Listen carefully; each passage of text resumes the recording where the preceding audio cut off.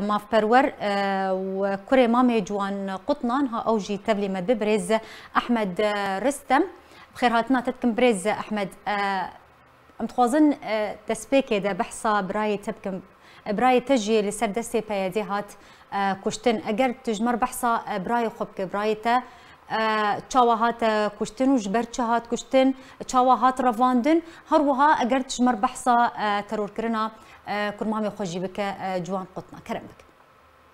ريزو سلاف شتر وش تماشفاني تر وش كندا آركر بريجشي دلوفانيا أخذي لباكرواني كرد وكردستاني به خياي حتى أم نفن دولة أمي تمين بيرانيني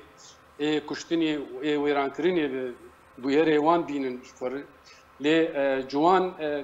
تدو حزار ونسد ونودي جا كندي دربي ترقديشي دايق بوي ودو حزار ويا دهاده لزانينجها حلبي دخن وقتاقي شورش دست فكر وقريا دربيسيه كت قبل ناف خورتي جواني اي شورشي بو او يكش اندامي فريزيا احرار الدربيسيه بو براسلي بري بويا راوي 20 روجان گونديمل ودامي كونفرانس خوش يكرون حوالي وي هلبجارتن شبو ببن نونري وان انجمانان اجتماعي كرديد دوی وقتی ده امن سوری تمین شبرایی وی دخواست انو جوان دوری وان خورتا دوری کلان آبکه دنو جوان دی میدیای شغلی بزندی خو پیشانی آشتی بنا ذکر لسر میدیای یعنی بس مباشر تمین ول 25 آذار ده ایواری از پارێزەر مکتبا خوبم بهیچ گو جوان هاتی رواندن رابو اشوم ازو ولا بريخو امشون جي جواتا جوان لي تشكربو جواتا وي لمالك شوالي ويبو لروجناتي باجاري دربيسيه بو امشون براكي ويل وربو وبسمامي وي وچن خورتي حوالي وي اي هفريزيه مترسي مگو كا چبور چيبو گو چارپيج اواني روغشارتي در باسبون چكي وان دستوان دبو خستن سرينا گوتي ام جوان خوازن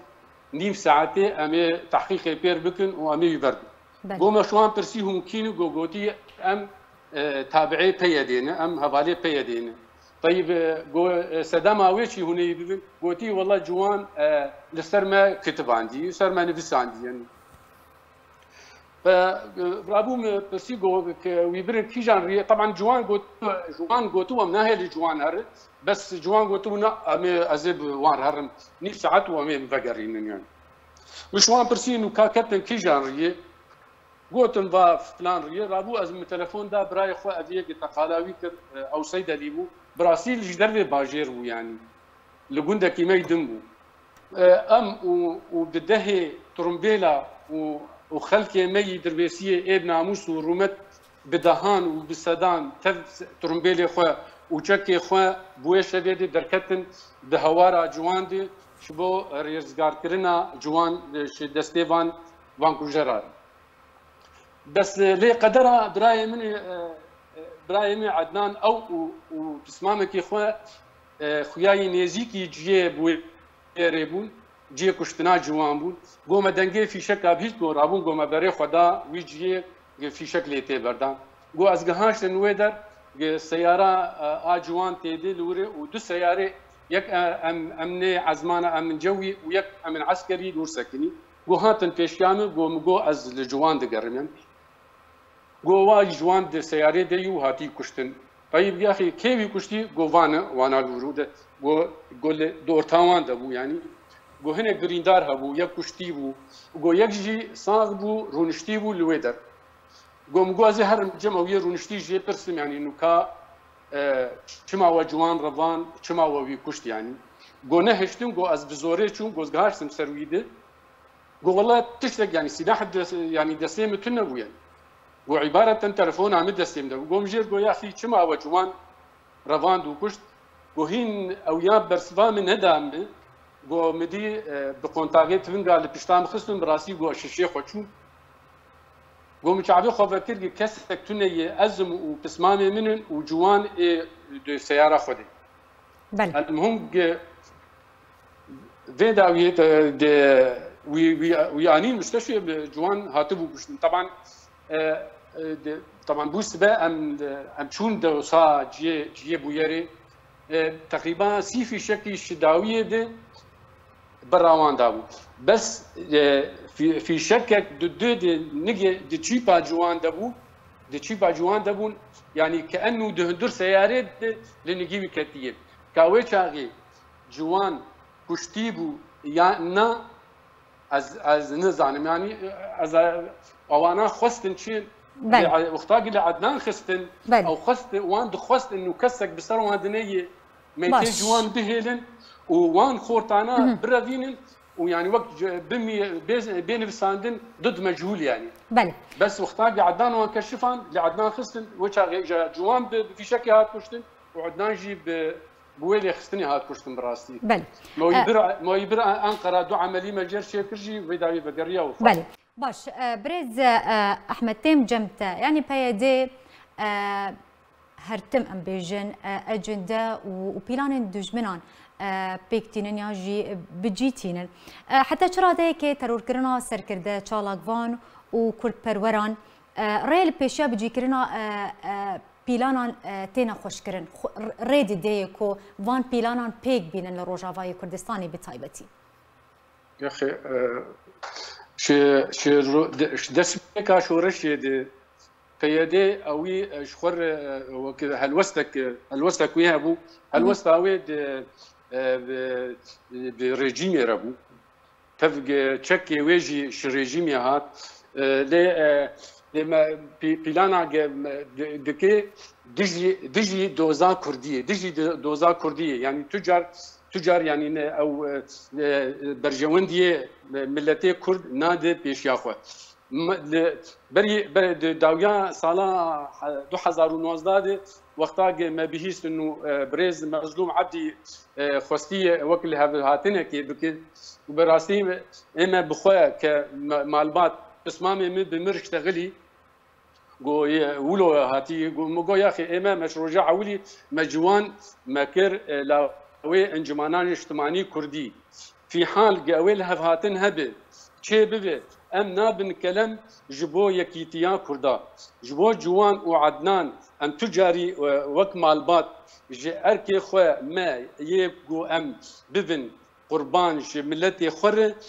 وهين ام امادن جو ام قربانيه دينن جبو ولاتي خو وملتي خو وقو ام دزانن هيزا كردان دي يكيتيا كردان بي يكيتيا ما ام آزاد نابن ف ام يعني داخواز ما انه جارد اف بيدي ليفغرينا كي خورچيك وغر تيك ريزا كردي ويانانا او تو يعني تو ارمانجيوي تنن الا دجي ملتي كرد وبرجوانديه ملتي كرد باش يعني الجوري نارينا تابيويستن ها شو ورا كرن تشج آلية كردي تخصن الجور كو بريز حسن مشكين دبيجة هين دم يعني يقول جاوا آلية كردي دكارن دنجي خوا بكين يانجي بينغافا كبافيجن داكو كوجرن كو بوان تاوانان رابونن يانجي تاوان بار ورنا سزادان ورنا بيجن داد جهكرن بتایبەتی ژئالیە دادگەهێن ناودەوڵەتی نەڕێنا تەل سەرڤەیەکی چییە؟ چ پێویستە وەرەکردن ژئالیە کوردی؟ دازگەهکردن ئەوێ تشمر دەبێژێ بەڵێ کەرەم ئەوێ دیرۆکێ حەقێ ملەتێ کورد بستینێت وەک مامۆستا حەسەن مەشکینی ژیئانی زمان ئەوێ يعني محاکم بر ببوونە تختاجي كسك هبه سوجدار به مروك عليه طبعا شيء درجه عولي يعني يا برا يا لاو يا باب كاري دوزا خوينا لا خو يا بري خو يا خو بك لفيدرا اويل محاكم الي بك الي كاربن جير لي ام دخوازن بري ام فان محاكمه وكن وام دعوا وكن سجا وكن ام يكيتيا كردي بيجي بينن تجار انجمانا نیشتمانی کردی پاشیا خو به یکیتیا کردی ناکه و از اندام گوند انجمانا نیشتمانی کردی وزین تدم و تمیجی او ریبری مب ان دخوازن یکیتی چه بری هر تشتی اوه دوزا گدوی مثلا تک حسن دویجی اندرین پشتیوی دیرو کی اوی حقیم رو بستیم. بله زور سپاس بو هر دو میوان ما برز حسن مشکینی اندام شپیلا آزادیا کردستانی و برز احمد رستم ماف پرور و کره مامی جوان قطنا زور سپاس لسر آمده بوناوه.